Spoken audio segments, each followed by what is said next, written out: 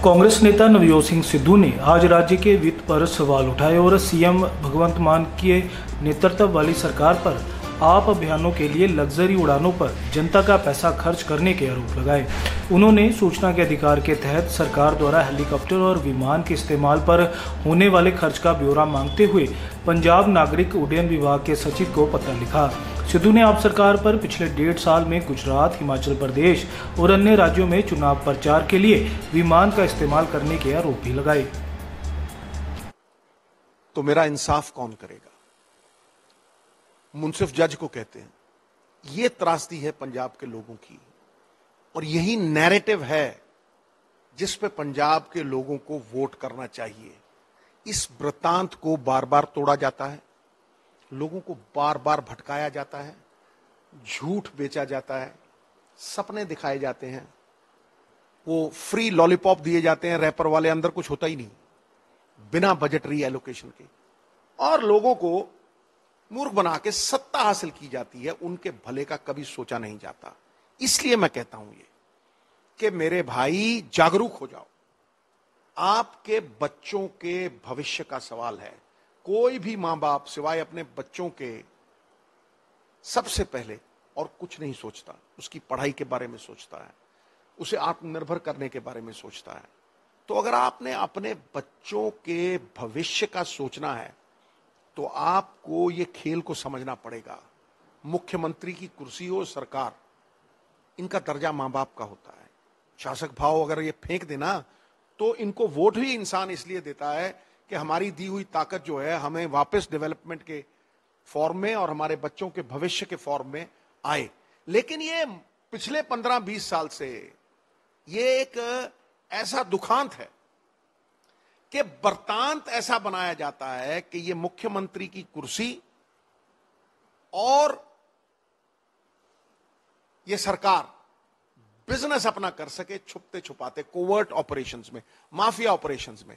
और पंजाब के लोगों के रिसोर्सेस, उनकी धन संपत्ति जो सैंड है, जो शराब के रूप में पैसे आते हैं एक्सचेकर में, एक्साइज के रूप में हम अगर शब्द सही इस्तेमाल करें, और केबल के रूप में उन्हें जो सहूलियत मिलती है, जमीनों पंजाब की जो हमारी, जिसे हम मां मानते हैं, उनसे जो आय आती है और ट्रांसपोर्ट से जो आय आती है, ये पंजाब के लोगों के बच्चों के भविष्य के लिए फॉर द नेक्स्ट जनरेशन लगे।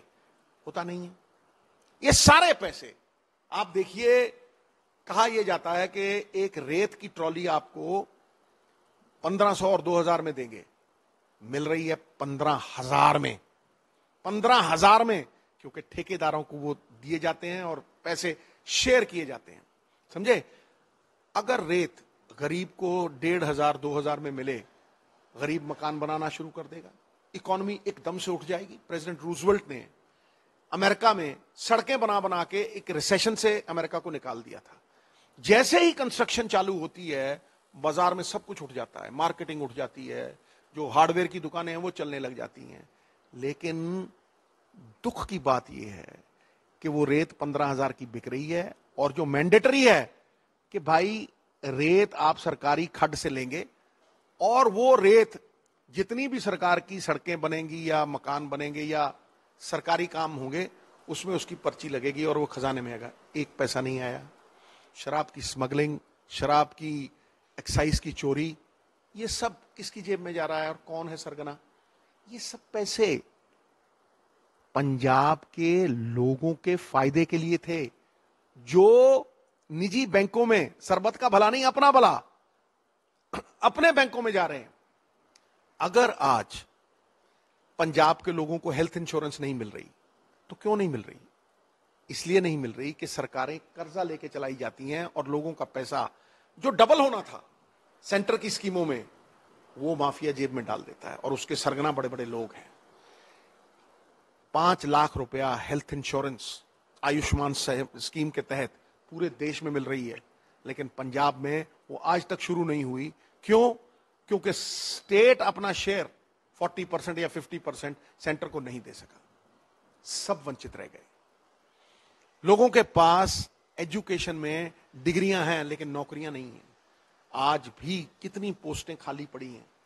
कितनी पोस्टें खाली पड़ी हैं, भर नहीं सके क्योंकि तनख्वाहें देने के लिए पैसे नहीं है। प्रोफेसर, पेंशनें 200-200 रुपए लोगों की काट रहे हैं। लोगों का हक जो पेंशन है उनकी, उनमें से 200-200 रुपए काट रहे हैं। क्यों? क्योंकि सरकार के पास पैसे नहीं है। माफिया के पैसे वो पंजाब के थे, वो डबल होने थे, लेकिन आपने उस सिस्टम में डाल के वो मास्टरी करके करप्शन की, वो पैसे तो बाहर भेज दिए, अपने लिए रख लिए, और पंजाब के लोगों की सरकार आप कर्जा लेके उस पे सूद इंटरेस्ट देके उसे चला रहे हो। बिजली 21 रुपए सीजन में पंजाब सरकार खरीदती है साहब, और कहा था कि 3 रुपए 4 रुपए नेशनल ग्रिड से लेके कहा जाता है हिंदुस्तान में किसी भी बीमारी का इलाज करवाना बहुत मुश्किल, बहुत महंगा। गलत। आप सलारिया जलसा फाउंडेशन के मेंबर बनो। Byte medical college and hospital आने वाले 5 साल तक आपका पूरा इलाज फ्री करेगा। धन्यवाद।